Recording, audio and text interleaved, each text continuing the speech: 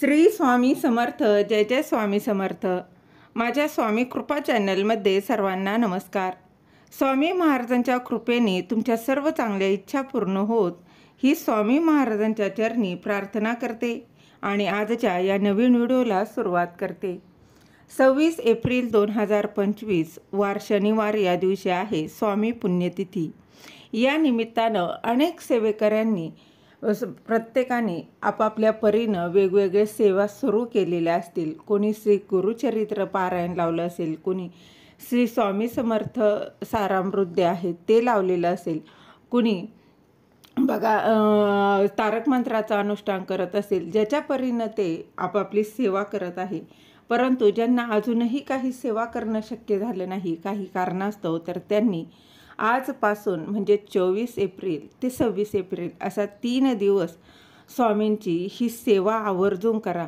सलग 3 दिवस स्वामींची सेवा करण्याची सुवर्ण संधी जी आहे ती चालून आलेली आहे. जेणेकरून अशक्य ही शक्य करतील स्वामी. याप्रमाणे जे काही तुमच्या आयुष्यात संकट, दुःख, अडचणी आहेत त्या सर्व दूर होऊन स्वामी महाराज अशक्य गोष्टी सर्व काही शक्य करतील. तर कुठली सेवा करायची आहे, कशी करायची आहे तीच या व्हिडिओत मी तुमच्यासोबत शेअर करणार आहे. ते जाणून घेण्याआधी तुम्ही माझ्या स्वामी कृपा चॅनलला सबस्क्राईब नक्की करा. संपूर्ण चैत्र महिनाभर स्वामी कृपेचा वर्षाव हा होत असतो असं म्हटलं जातं. कारण चैत्र शुद्ध द्वितीयेला ब्रह्मांड नायक श्री स्वामी समर्थ महाराजांचा प्रगट दिन असतो. तर चैत्र वद्य त्रयोदशीला स्वामी समर्थ महाराजांचा स्मरण दिन असतो. म्हणजे चैत्र वद्य त्रयोदशीला श्री स्वामी समर्थ महाराजांनी आपल्या अवतार कार्याची सांगता केली. तर यंदा 31 मार्च 2025 रोजी श्री स्वामी समर्थ महाराजांचा प्रगट दिन होता. तसेच 26 एप्रिल 2025 रोजी श्री स्वामी समर्थ महाराजांचा अवतार कार्य समाप्तीचा दिवस आहे. तर गुरुवार 24 एप्रिल 2025 ते 26 एप्रिल 2025 या 3 दिवसांच्या कालावधीत श्री स्वामी समर्थांची विशेष सेवा जे करता बघा, जी काही सेवा जी आहे ती विशेष सेवा करता येऊ शकते. श्री दत्तात्रयांचे तिसरे अवतार म्हणून अक्कलकोटचे श्री स्वामी समर्थ महाराज मानले जातं. स्वामी महाराजांनी आपल्या अवतार कार्यात अनेक लीला केल्या, अनेकांचा उद्धार देखील केला, अनेकांना सन्मार्गाला लावले. दांभिकता, अंधश्रद्धा यांना थारा दिला नाही. अनेक उत्तमोत्तम दैवी शिष्यगण घडवले. आजही अनेकांना श्री स्वामी समर्थ महाराजांच्या कृपेचा अद्भुत असा अनुभव येतो. भिवू नकोस, मी तुझ्या पाठीशी आहे हे स्वामींचे कालातीत अभय वचन असून अशक्य ही शक्य करतील स्वामी ही प्रत्येक भाविकाची अतूट श्रद्धा आहे. तर गुरुवार आवर्जून श्री स्वामी समर्थ महाराजांचे विशेष पूजन केले जाते. त्यामुळे गुरुवारपासून स्वामी सेवेस प्रारंभ करता येऊ शकेल. अगदी घरच्या घरी स्वामींसमोर बघा, तुमच्या घरात फोटो असेल किंवा मूर्ती असेल त्याच्यासमोर बसून स्वामी सेवेचा संकल्प करावा. आपल्या मनातील इच्छा भाव जो आहे तो सांगावा. नेमकी काय आणि कशी स्वामी सेवा केली जाणार आहे हे मनाशी पक्क करावं. ही सेवा बघा, ही सेवा जी आहे ती सुरुवात आहे असं समजावं आणि शक्य असेल तेवढी निरंतर आणि अखंडितपणे ही सेवा सुरू ठेवावी.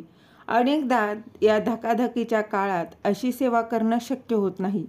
अशा वेळी जितकी शक्य असेल तितकी सेवा करावी. या काळात स्वामीचे नामस्मरण, मंत्रांचे जप, स्तोत्रांचे पठण किंवा श्रवण आवर्जून करावं. त्याचबरोबर शनिवार 26 एप्रिल 2025 रोजी स्वामी समर्थ महाराजांचा स्मरण दिन.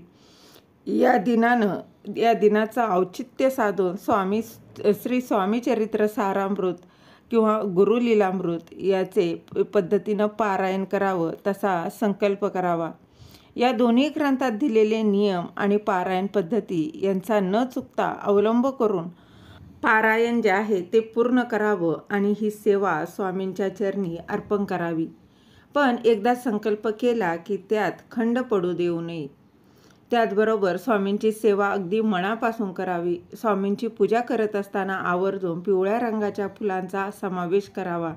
तसेच स्वामींना पिवळ्या रंगाचे पेढे अर्पण करावे आणि प्रसाद म्हणून वाटावेत. तसेच नैवेद्य दाखवताना स्वामींच्या आवडत्या पदार्थांचा नैवेद्य दाखवावा. स्वामी महाराजांच्या स्मरणदिनी शक्य असेल त्या गोष्टींचे दान करावे. यामध्ये पिवळ्या रंगाच्या गोष्टींचा समावेश असल्यास अतिशय उत्तम. शक्य असेल तर गुरुवारपासून ते स्मरण बघा, तुम्हाला 26 एप्रिलपर्यंत सलग 3 दिवस या गोष्टी कराव्यात. 3 दिवस शक्य नसेल तर श्री स्वामी समर्थ महाराजांच्या बघा पुण्यतिथीनिमित्त औचित्य साधून या आवर्जून गोष्टी कराव्यात. आपली मनोकामना भगवंत पूर्ण करेल या श्रद्धेने या गोष्टी कराव्यात. त्याचबरोबर बघा, कोणतीही सेवा ही परिपूर्ण होत नसते, त्यामुळे सातत्य ठेवणं हे खूप महत्त्वाचं आहे. मनापासून सेवा करावी, सेवेत खंड पडू देऊ नये. एकदा संकल्प केला की तो पूर्ण करण्यासाठी शक्य ते सगळे करावे. शक्य असेल तर दर गुरुवारी स्वामींच्या मठात किंवा केंद्रात जावे. जेव्हा शक्य असेल तेव्हा अक्कलकोटला जाऊन स्वामींचे दर्शन आवर्जून घ्यावे.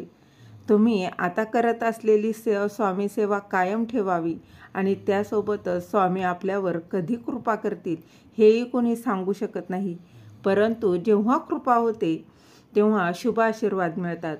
स्वामींचे अनुभव येतात तेव्हा जीवन अगदी धन्य झाल्यासारखे वाटते. म्हणूनच स्वामींवर अपार श्रद्धा आणि दृढ विश्वास ठेवा. स्वामी नक्कीच शुभ करतील अशी अढळ श्रद्धा कायम मनात ठेवा आणि सेवेला लागा. बघा, स्वामी तुमच्या मनात नसेल, तुम्ही मागाल त्यापेक्षाही अधिक देतील. स्वामींना फक्त सेवा प्रिय आहे.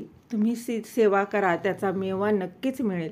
झालेली सेवा स्वामी महाराजांच्या चरणी रुजू करते. दिलेली माहिती तुम्हाला आवडली असेल तर लाईक करा, शेअर करा, सबस्क्राईब करायला विसरू नका. श्री स्वामी समर्थ. धन्यवाद.